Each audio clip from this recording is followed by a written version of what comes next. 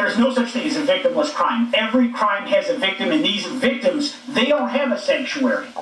They have to live with the pain and the trauma of something being taken from them. Their safety, their security, their property, and to add insult to injury, the witnesses before us have protected the perpetrators. Mayor Wu, the other day, you stunningly expressed sympathy for the man responsible for the knife attack, not the brave officer who stopped him. Where is the sympathy for the men and women in law enforcement trying to keep us safe? Congressman, where check is your facts. It's my time. Check your facts. Watch the video. It's my time. I did not express sympathy for that Where is the individual, but for their family. And any individual whose life is lost is a It's appalling to me that we even have to ask for sympathy for victims instead of violent criminals, but here we are. And to all the mayors before us, hindsight being 20/20 is a blessing and a curse. You can't go back in time, but it should give you clarity for the future. Lakin's murderer, Jose Ibarra, had demonstrated he was a danger to society.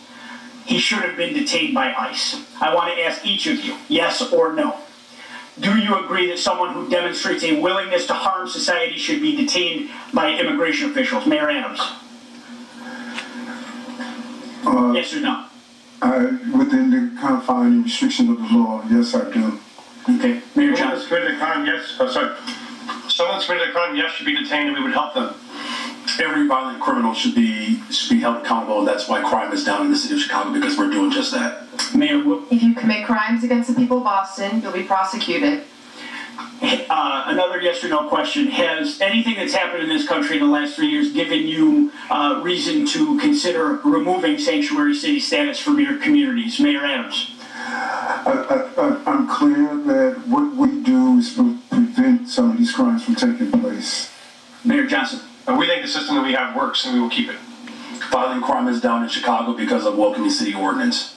But have you considered removing sanctuary city status? Well, violent crime is down in the city of Chicago under my leadership. We're going to continue to do what we have to do to ensure that continues. Mayor Wu. We are the safest major city in the country, in part because people trust that they can call 911 and help police solve crimes. Have you considered removing sanctuary city status? We are going to continue to keep our policies in place that have been working for the people of Boston. I think you've answered the question. The American people are fed up with the policies that protect criminals, waste taxpayer dollars, and prioritize illegal immigrants over the safety and well-being of hardworking citizens. Your cities, once shining beacons of opportunity, have now become a symbol of failure in leadership.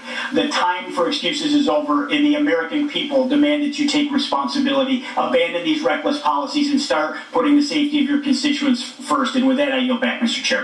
Gentleman yields back. Mr. Chair, I have a unanimous consent. Who said that? From usafacts.org, which states rely the most on federal aid? The number 3 highest proportion of federal funding that a state relies upon is the state of Kentucky, your state, Mr. Chair. With it, an objection so ordered. Chair recognizes Ms. Simon from California. Thank you, Mr. Chairman, and thank you, Ranking Member Mayors. It's really a pleasure to hear from you today. And Ms. Hu, I was able to meet your sleeping daughter outside, and as a mother myself, I know the care that you are taking not only for your own family, but for our communities. But to all of you, thank you for being here today for so many hours. Just quickly, when I came to Congress, I was under the impression that both members of Congress and folks who are in the federal government take heed to the history of this country. I would love for members of Congress and on this committee to contact the Congressional Research Service and look at the ordinances and the authors who created ordinances of sundown towns. That animus is almost mirrored with the conversations today about our immigrant communities. So when you get in your Uber, and when you talk to your nurse, and when you go home, I want you to look in the face of the folks that you are disrespecting today. The real crisis is a crisis, to me, and many who study this issue for a career. It's a broken asylum system. Right now, 3.7 million folks are in this country waiting, and they have waited years, meaning these folks fleeing violence for years are waiting for an immigration system that works. That is not on the duty of these mayors. It is our job, it's the federal government's job, create an asylum system that honestly reports what we say on the base of the Statue of Liberty, and let's get that work done. Don't blame our mayors who are supporting young people and elders and bringing in federal dollars for health care. I want to yield my time to the gentle lady from New York, Miss Cortez. I thank the Congresswoman. I'd like to start with some questions prior to my recognized questions. Mayor Adams, on January 31st of 2025, your attorneys met with federal prosecutors regarding the charges of bribery, campaign finance fraud, and conspiracy against you. Were you aware of this meeting prior to its occurrence? Congresswoman, Microphone, please. I'm sorry. As I stated to your colleagues, and I'm going to continue to state because we're asking the same question over and over again. This isn't a This question. this case is in front of Judge Ho, and at a deference to I understand. Mayor Adams. process, I'm going to. Mayor Adams, as your counsel, I'm sure will inform you. The only permissible way to refuse to answer a question during a congressional proceeding such as this is by pleading the Fifth Amendment. Deference to the judge is not a permissible excuse for not answering questions during a congressional hearing. Is it your intention to plead the Fifth today? Councilwoman, you said the only way you can't answer a question is to plead the Fifth. I am answering your question. I'm answering your question directly. You are not, Mayor Adams. Okay, I believe I am. I will ask it again. Were you aware of the meeting between your attorneys and federal prosecutors on January 31st? Answering this question is a yes or a no.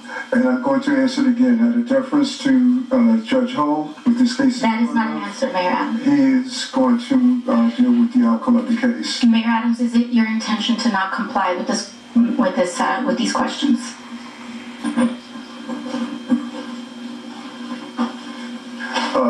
As I stated, I'm answering your questions, and what you're doing, let's be clear on, you're asking me about communications between my attorney and I.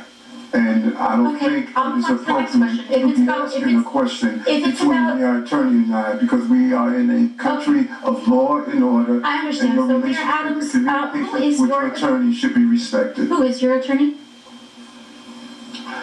Alex Spiro. Alex Spiro, thank you. Now, Mayor Adams, have your attorneys ever met with city officials? That is not covered. I'm not asking about your conversations with your attorneys. Have your attorneys met with city officials, New York City officials? Any communication or activity between my attorney? Yes or no? Have your personal attorneys met with New York City officials? Alex Spiro, my attorney, to deal with those communications. Mayor Adams, in this meeting, did anyone representing you, including perhaps Mr. Spiro, agree or allude to any arrangement with the Trump administration that would involve changing city policies in exchange to reconsideration of the charges brought against you? You said in this meeting? Can you be clear? In the January 31st meeting. Again, there was never any agreement, never any quid pro quo. That's not what I meant. Nothing wrong. Never any agreement, never any quid pro quo. Was there an allusion to a shift to New York City policy? The lady's time's expired. And I just want to remind everybody, Mayor Adams is here voluntarily, and we appreciate that. The topic of the hearing is about our illegal alien problem and the drain on the cities and what the solution is. So, Chair, now recognize Mr. McGuire from Virginia. Thank you, Mr. Chairman, for convening this important hearing. The American people deserve answers on the disastrous policies of sanctuary cities. As a veteran, as a Navy SEAL, I hope what I'm about to say is common sense. If somebody saved your life on the battlefield, you wouldn't care if they were pink or blue or male or female or Democrat, Republican, or Independent. We're all people. This is not a race, religion, or creed thing. This is our American people. We the people are being robbed, raped, and killed by these criminals that are coming across our border. My first question is just a yes or no. Do you believe someone who breaks the law is a criminal? Mayor Adams. Yes, I do. Next. If you've broken criminal law, Just simple yes or no. Did you answer? Yes. Okay, could you repeat your question again? If you commit a crime, are you a criminal? Yes or no? If you commit a crime, you should be held accountable, absolutely. I don't use that label depending on what it is, like a speeding ticket, for example. Next. Well, I gotta tell you guys, thank God we have President Trump in the White House. Thank God we have the border czar, Tom Homan. Thank God we have Mike Johnson as a speaker. Thanks God we have Leader Thune in the Senate, and thank God we have Hegseth, Rubio, and everyone else. Over the last 4 years, the American people have been robbed, raped, and killed, and the left doesn't talk about that. They want to say that people might be scared in their homes. But what about the families whose members have been killed and persecuted? The border has been cleaned up in just a matter of weeks. Border crossings are down 97% in just a matter of weeks. And over the last 4 years, we've been getting lip service like we want to secure the border. 80% of Americans believe we should secure the southern border. We are all elected leaders, and I assume you all sought these positions to help your citizens improve the quality of life in your city. It appears to me that left-wing activists want to create wedges in our society and cause the mayors of our great cities to ignore the oath of office and to support rule of law. Each of you took an oath that included an oath to support the Constitution of the United States, correct? Yes. Yes. Are you aware that Article 6, Section 2 makes laws of the United States supreme, known as the Supremacy Clause? Is everybody aware of this? Yes. I'm shocked that you all, as elected leaders, flaunt violating federal laws as if you are running a political campaign. We are a nation of laws. We lose credibility as a nation when we disregard or ignore